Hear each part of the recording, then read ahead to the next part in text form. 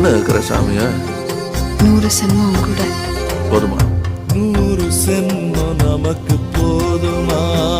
வேற வர ஏதும் கேப்பமா? சகாவரம் கேப்போம் அந்த சாமிய